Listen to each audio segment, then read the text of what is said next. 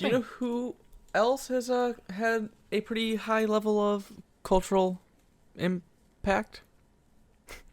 Yeah. God, kill me now, please. Just What? What possibly could you be alluding to?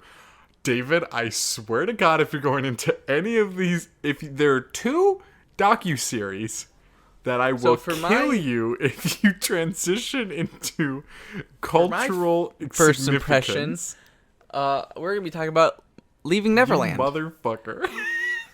The documentary about and Surviving R. Kelly. My 2 favorite people, R. Kelly and Micahel Jackson.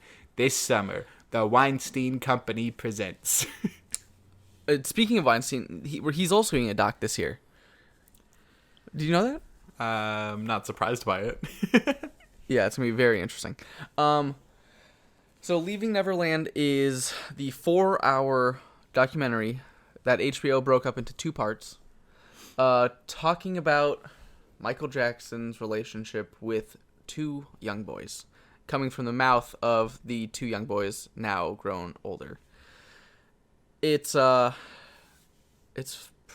fucking brutal, dude. I'm gonna say the part 1 I think is a lot better than part 2. I think this could have easily been cut down to a 3-hour documentary, which then could have been shipped off in a single part. Mm-hmm. But that last hour still it wraps up the story, I think, in a nicer bow than if they would have left it out. It would have just been like a fucking like brutal depiction of the celebrity. So I have not seen this.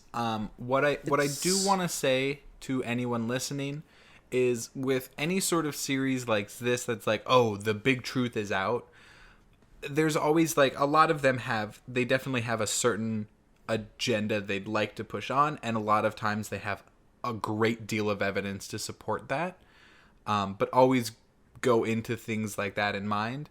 So that's the same thing with like any of those like Netflix true crime things. It's like, yeah, they want it to be interesting. No, they're not. It's not the news, you know?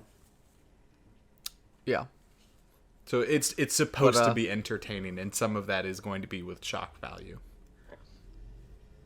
Again, have not seen it. I can't either condemn or condone its merits. You have. So I will leave the burden of truth completely. I mean, I don't think there's really... I think... for all my first impressions, I don't really have much to say because they're all like brand new. Like, this just got released a week ago.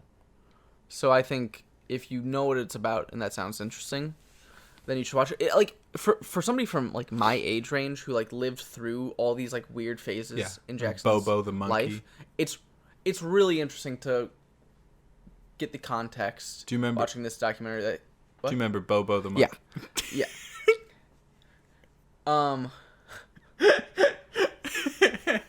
Weren't they gonna make a movie about Bobo?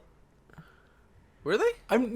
I'm pretty sure there's a movie in development about Bobo, but I'm pretty sure it might not come out now that this whole expose.